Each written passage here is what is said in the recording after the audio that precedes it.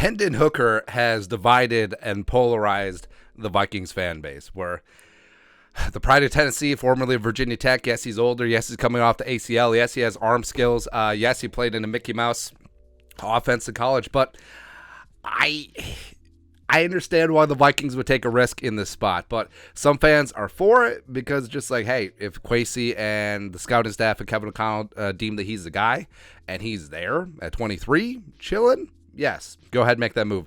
And some fans are just like, if they draft Hendon Hooker, we'll burn Utica to the ground.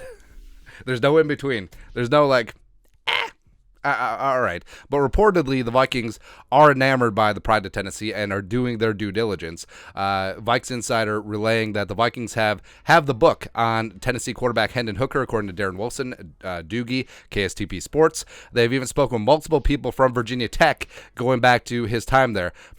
I wonder who they could have spoken to who has experience with Hendon Hooker at Virginia Tech. Yes, Christian Darrisaw, the pride of the Vikings, one of the best young left tackles in the game, was the blindside protector for Hooker at Blacksburg before Darrisaw went to the league and Hendon Hooker transferred to Tennessee. And yes, Christian Darrisaw has already put a stamp of approval on bringing Hooker to the purple. And Hendon, so his career at Virginia Tech was sort of whatever, transferred to Tennessee, took advantage of some extra eligibility because basically I feel like you could be 30 and the NCAA will just grant you eligibility at this point because they're like, whatever. No one cares. Just transfer portal, 17 years of eligibility. It's like your Evan Eschmeyer out here, but whatever. Anyways, last 2 years at Tennessee with Josh Heupel have been amazing. Takes care of the football. In 2021, he had a 31-3 touchdown interception ratio, 27-2 in 2022. Yes, shortened by an ACL injury, but completed 69% of his passes. Nice over the last 2 years. Averaged 9.6 yards per attempt during his time in Tennessee, and was just overall stunning as the point guard of that high-powered volunteer offense. And yes, Hendon Hooker turned 25 in January.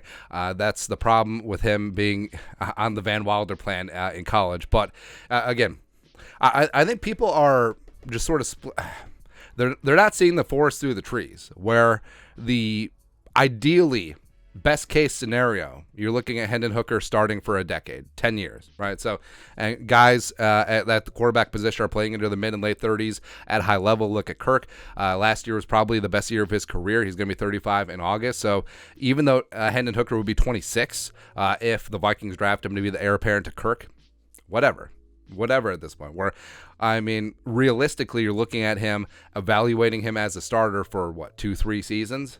And age is sort of moot at that point. It's like if you're pissed off that Hendon Hooker only started for the Vikings for 15 years when he turns 40, I still think that's kind of okay. Especially for a first-round pick.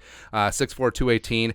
He does have a sexy-ass deep ball, man. It is one of the more accurate deep balls in the classes. Now, yes, Levis, yes, Richardson have cannons, but Hendon Hooker delivers it with aplomb. And yes, he benefited greatly from having Jalen Hyatt as well as Cedric Tillman as his receivers, but he was awesome, man. And he given his high touchdown to interception ratio, he takes what the defense gives him, even though the gimmicky college offense, I think that's overblown to a degree.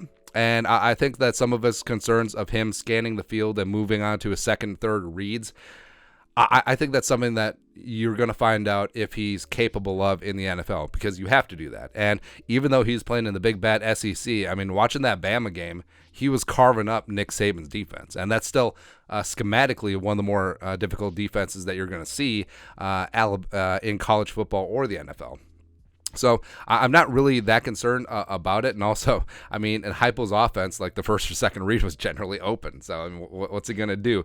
Jalen Hyatt is deep and open. Cedric Tillman is on the other side. He's open and deep. What am I going to do? Go to my third read, hit the tight end on the shallow cross?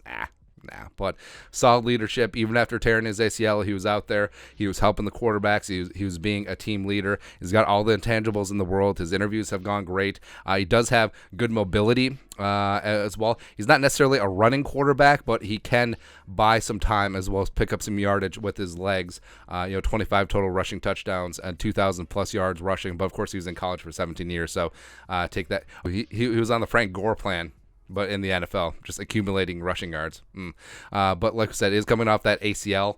I'm not overly concerned about it now. If he was 25 and a cornerback or 25 and a running back coming off a torn ACL, then we could have that conversation. But I'm not too concerned. I'm not too concerned. So I think that the Vikings, I mean, it's possible that they're doing their due diligence on several of the quarterbacks. The big four guys, Hendon Hooker in there as well. Tanner McKee was a top 30 visit. Jaron Hall from BYU is getting some steam. DTR, of course, from UCLA. So maybe this is just them doing their jobs, or maybe they genuinely do have an interest. And it's going to be interesting to see what happens in that first round, because I don't see Hooker going in the top half of the first round. Like I genuinely don't see that happening. But you could see quarterback 1, 2, 3, whether it's Richardson, Stroud, and Bryce Young in whatever order, with the team trading up the Cardinals at 3. Then Levis really is a wild card. Does he go 4 to Indianapolis? Does he fall? Who really knows? But then there's going to be an interregnum, and I think that the word that the Vikings are openly looking for a quarterback, I think that could work against them, where if Levis starts to fall into the teens, or if Hooker is falling into the late teens, early 20s, and if a team really wants him, they could leapfrog the Vikings. They could do some business with Seattle, who I'm sure wouldn't mind trading back. That John Schneider loves to do that. Jason Litt could move back from 19, accumulate more picks, because that Bucs team needs a lot of help. Chargers, maybe Telesco does something, maybe DaCosta does something at 22. So, I mean, it's pretty blatantly obvious that the Vikings are in on a quarterback. That's probably the worst kept secret of the draft season. But also, is it a smokescreen? Is it just complete BS that they're not batting down? But overall, I do like Hendon Hooker. And if you're not about that life of moving all the way up for one of the big four guys, taking Hendon Hooker, having him fully heal from his ACL, give him a redshirt year, have him learn NFL concepts, and have Kevin McConnell and Wes Phillips and O'Hara work with him and get some mentorship from Kirk Cousins, and then hit the ground running in 2024, where, yes, he will be 26 years young. For it, man. I'm for it. But your thoughts are thoughts. Vikings reportedly have the book on Tennessee quarterback Hendon Hooker. Let us know your thoughts and our thoughts in the comment section below. Subscribe for daily Vikings takes. Want to support the work? Put a little something in the Venmo. But till next time, Skol Production Value.